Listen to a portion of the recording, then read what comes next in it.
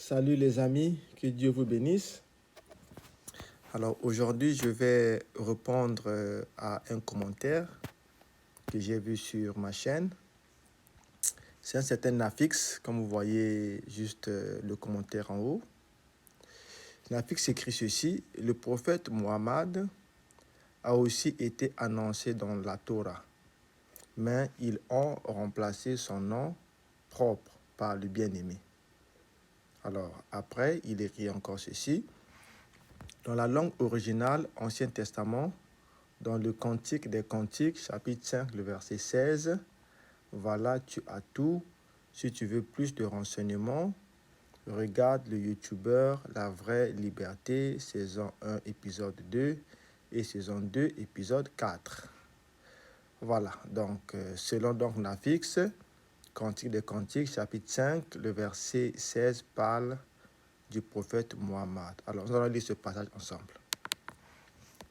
Voilà, Cantique des Cantiques, chapitre 5, le verset 16, c'est le dernier verset. Je vais le lire. Son palais n'est que douceur et toute sa personne est pleine de charme. Tel est mon bien-aimé, tel est mon ami, fille de Jérusalem. Donc, pour Nafix, ce passage annonce ou bien parle du prophète Mohammed dans la Torah. Alors, certainement, tu te demandes, mais où est le prophète Mohammed dans ce passage?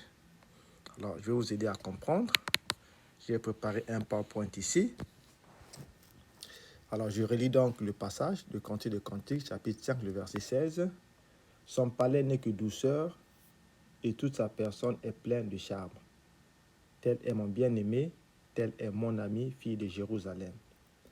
Alors ici, les mots pleins de charme, dans d'autres versions de la Bible, il est écrit désirable ou précieux. Donc, ces mots, dans le texte original, il est écrit Makmadim ou Muhammadim. C'est-à-dire, si je relis le passage, son palais n'est que douceur et toute sa personne est Muhammadim ou Makmadim, selon les prononciations. Donc, puisque ce mot ressemble au nom du prophète Mohammed, alors Nafix, comme certains musulmans d'ailleurs, ont conclu qu'il s'agit du prophète Mohammed. Alors, vous allez aussi vous demander, mais pourquoi est-ce que les musulmans veulent à tout prix trouver le prophète Mohammed dans la Torah et dans l'Évangile? Simplement parce que la sourate 7, ayat 157, dit qu'il est un prophète illettré qu'ils vont trouver mentionné dans la Torah et dans l'Évangile. Et donc pour les musulmans, il s'agit du prophète Mohammed qui est mentionné dans la Torah et dans l'Évangile. Donc ils font le tout, alors là, à tout prix, ils veulent trouver le prophète Mohammed dans la Torah et dans l'Évangile. Parce que s'ils ne le trouvent pas, cela montre que le Coran est faux ou que Allah ne sait pas de quoi il parle.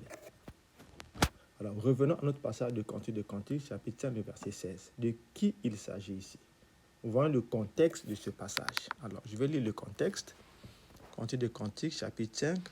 On peut commencer la lecture à partir du verset 7 ici pour comprendre qui parle dans ce texte.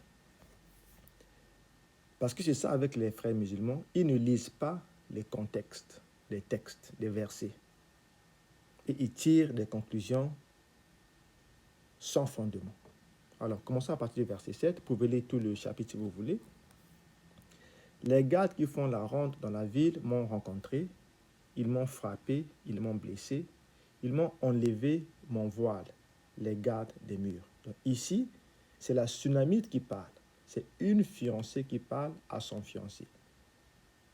Le Cantique de Cantique, c'est une relation amoureuse entre la Sunamite et le roi Salomon. Verset 8. Je vous en conjure, fille de Jérusalem, si vous trouvez mon bien-aimé, que lui direz-vous? Que je suis malade d'amour. Le verset 9. Qu'a-t-on bien aimé de plus qu'un autre, ô la plus belle des femmes? Donc c'est une femme qui parle. Qu'a-t-on bien aimé de plus qu'un autre pour que tu nous conjures ainsi? Le verset 10. Mon bien-aimé est blanc et vermeil, il se distingue entre 10 000. Sa tête est de l'or pur, ses boucles sont flottantes, noires comme le corbeau. Ses yeux sont comme des colombes au bord des ruisseaux, se baignant dans le lait, reposant au sein de l'abondance. Le verset 13.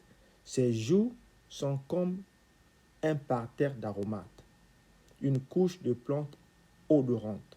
Ses lèvres sont des lits, d'où découle la myrrhe. Donc ici, vous voyez, la Sunamite est en train de décrire le corps de son fiancé. Le verset 14. Ses mains sont des anneaux d'or, garnis de chrysolite. Son corps est de l'ivoire poli, couvert de saphir. Ses jambes sont des colonnes de marbre blanc, posées sur des bases d'or pur. Son aspect est comme le Liban, distingué comme les cèdres. Enfin, le verset en question, le verset 16. Son palais n'est que douceur et sa personne est pleine de charme. C'est ici, plein de charme, dans le texte original qui signifie Muhammadim. Alors, Nafix, je vais déjà te corriger, ce n'est pas mon bien-aimé, ce n'est pas bien-aimé qui signifie Muhammadim, comme tu l'as dit dans ton commentaire, mais c'est plein de charme. Dans l'autre version, il est dit toute sa personne est désirable. C'est ce qualificatif-là qui signifie Muhammadim dans le texte original. Tel est mon bien-aimé, tel est mon ami, fille de Jérusalem. Donc vous voyez ici, quand nous lisons le contexte, nous voyons bien de qui il s'agit. La Sunamite, la fiancée, est en train de décrire la beauté du corps de son fiancé, qui n'est autre que le roi Salomon. Donc, si Nafix et d'autres musulmans pensent que ici plein de charme, parce que dans le texte original, ça signifie Muhammadim et ça ressemble au nom du prophète Muhammad, alors remplaçons donc le mot plein de charme par le nom du prophète, voyons ce que ça donne. Son palais n'est que douceur et toute sa personne est le prophète Muhammad. Tel est mon bien-aimé, tel est mon ami, fille de Jérusalem.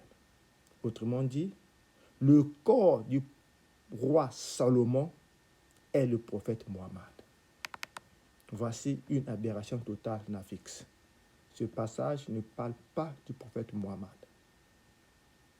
Ce n'est pas parce que un mot en hébreu ressemble à un nom arabe, alors tu vas dire qu'il s'agit du prophète Muhammad qui est annoncé ici.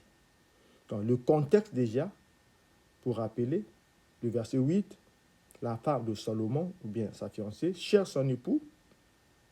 Le verset 9, les filles de Jérusalem demandent qu'est-ce qu'il a de particulier que les autres hommes. Et les versets 10 et 16, c'est donc la Sunamite, la femme de Salomon, qui décrit le corps de Salomon. Son corps est désirable, son corps est Muhammadim, plein de charme.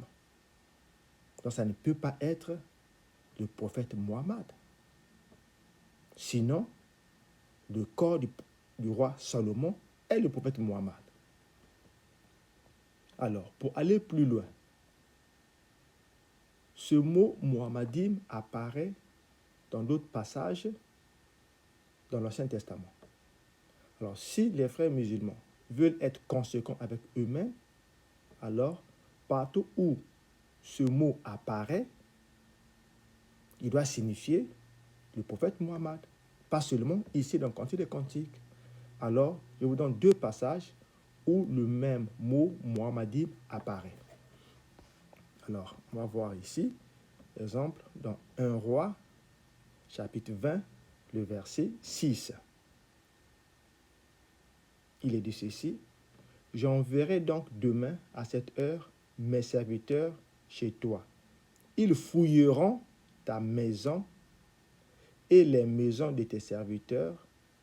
Ils mettront la main sur tout ce que tu as de précieux, c'est-à-dire tout ce que tu as de Muhammadim ou bien Makmadim, selon les prononciations, et ils l'emporteront.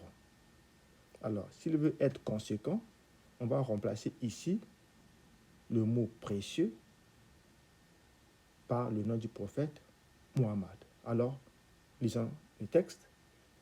J'enverrai donc demain à cette heure mes serviteurs chez toi.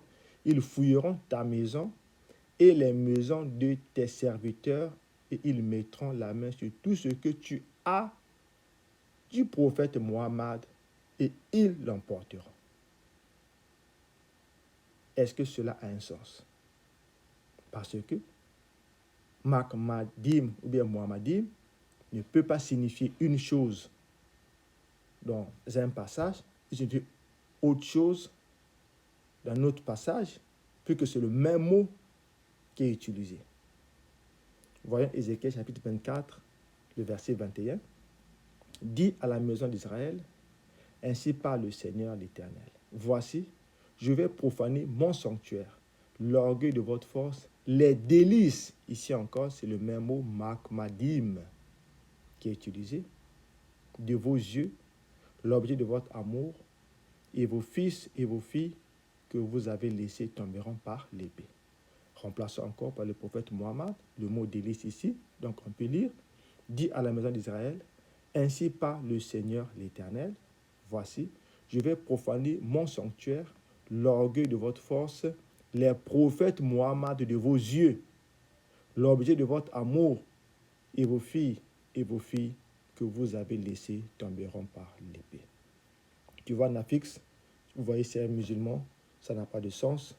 Donc, Cantique de Cantique, chapitre 5, verset 16, ne parle pas du tout du prophète Muhammad. Voilà, c'était une réponse. Que Dieu vous bénisse et à très bientôt.